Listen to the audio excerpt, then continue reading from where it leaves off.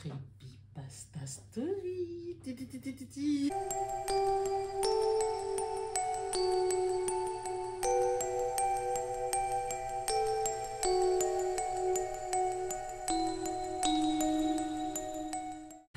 Alors j'espère que vous allez bien.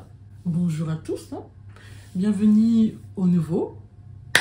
N'hésitez pas à liker, commenter, hein. Donnez votre avis, il n'y a pas de souci. On est là, on se détend, hein. On prend un petit café, un petit thé. Oh, un café si c'est le matin, pourquoi pas. Si vous regardez ça le soir, une petite tisane tranquille avec un bon plaid au chaud, un bon petit bouillon. On se met bien là. Et on savoure. Alors aujourd'hui, on a deux histoires creepypasta. Ah oui, je sais, il y en a deux. On commence? On y va? On y croit? J'ai une histoire assez flippante à vous raconter. Elle n'est pas longue, ne vous inquiétez pas. Je pense que mon ami n'aimerait pas que je la partage. Mais je ne peux pas garder ça pour moi. Elle est tellement folle. L'histoire. J'avais un ami appelé Marc. Il avait le bras gauche atrophié et une oreille gauche qui était elle aussi mal formée. Ce n'était pas un accident ni rien, c'était vraiment de naissance. On s'est connus au collège. Là-bas, son handicap ne le gênait pas. Il ne gênait pas les autres. Étonnamment, il avait même pas mal d'amis. Lui et moi, on était tous les deux à fond sur le métal et on s'est vite mis à traîner ensemble, même en dehors des cours. On allait souvent se poser vers le chantier naval vu qu'on habitait pas loin de la Garonne. On s'enfilait des bières et on discutait.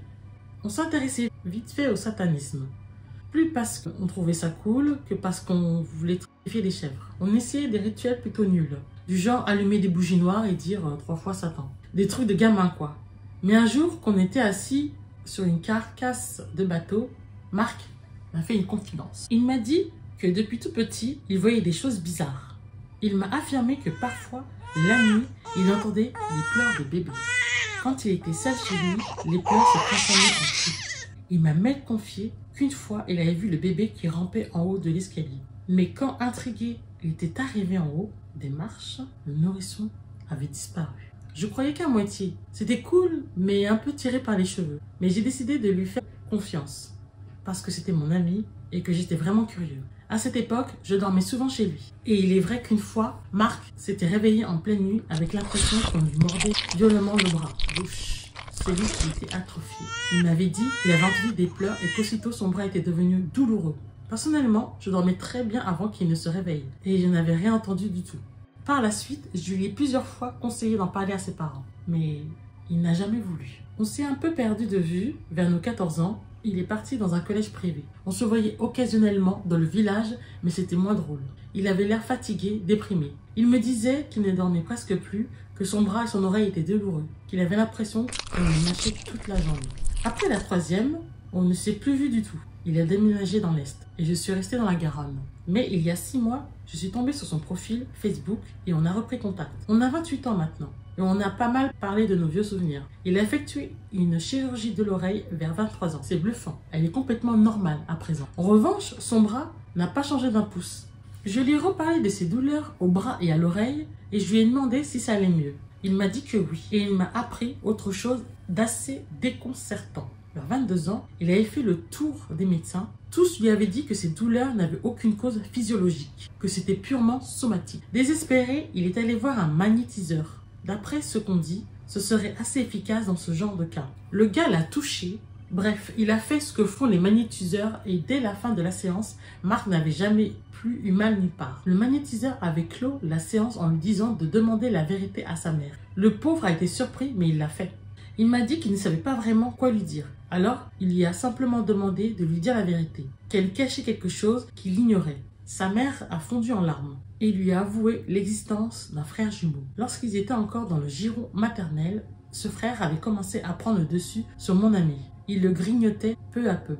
Son bras n'avait pas pu se développer complètement à cause de ce frère qui, à terme, l'aurait dévoré. C'est quelque chose de rare mais qui existe. Le cannibalisme intra-utérin. Un jumeau assimile l'autre, le consomme, en d'autres mots. Mais pendant la grossesse, le jumeau qui dévorait Marc était mort et on avait dû le retirer. Marc m'a dit que selon lui, le lien qui les unissait ne s'est jamais vraiment brisé et que son jumeau continuait de vouloir le dévorer. Peut-être n'avait-il pas accepté qu'on l'arrache à son frère. J'ai eu quelques frissons quand j'ai fait le lien avec ce que Marc m'a raconté au chantier naval, sur ce qu'il entendait, voyait et ressentait. Aujourd'hui, Marc va bien. Il ne ressent plus de douleur, mais il lui arrive parfois, selon lui, d'entendre des pleurs de bébés venant de nulle part. On y va pour une dernière? Alors, j'ai toujours aimé la musique, plus particulièrement le piano. D'aussi loin que je m'en souvienne, ma famille a toujours eu un piano à queue de couleur noire dans le salon. J'en joue presque tous les jours, dès que je peux. En fait, il fait un son si doux et si agréable. Mais récemment, j'entends la belle mélodie du piano presque constamment, même lorsque j'en joue pas. Elle me parle où que je sois, dans le parc, au magasin, peu importe. Il y a une semaine, j'ai commencé à remarquer que des événements étranges se produisaient peu de temps après que j'ai entendu un air de piano dans ma tête. Plus précisément, des gens mouraient. On en parlait souvent aux informations. Il y avait de nombreux reportages sur des personnes poignardées à mort par un tueur non identifié. Je trouvais cela fascinant. C'était comme si j'avais une sorte de pouvoir surnaturel. Mais bientôt, j'ai commencé à entendre la musique lorsque j'étais entourée de mes amis proches ou de ma famille. Très vite, presque tous ceux que j'avais jamais aimés étaient morts. Mais il y a quelques minutes, j'ai trouvé mes parents morts dans leur chambre. J'ai baissé les yeux et j'ai vu une traînée d'empreintes ensanglantées allant des corps jusqu'à moi. En fait, elle se terminait juste à l'endroit où je me tiens. J'entends à nouveau le piano qui m'appelle. Ce ne sera plus long maintenant. Ben dis donc. Eh ben, c'est spécial, hein, c'est spécial. Hein. J'espère que vous avez aimé. Hein. Donc on n'hésite pas à commenter, à liker. Par contre, oui, pour info, si vous entendez des problèmes de syntaxe, vous me dites, ah non, c'est pas lire ou quoi? Non, ça n'a rien à voir. C'est que moi, je lis exactement ce que je vois en fait. Hein. Donc, si la personne, bon, elle a fait des fautes, bon, ben voilà. Je vous remercie d'avoir regardé cette vidéo. Passez une très bonne journée. Prenez soin de vous. Bye. Bisous, bisous.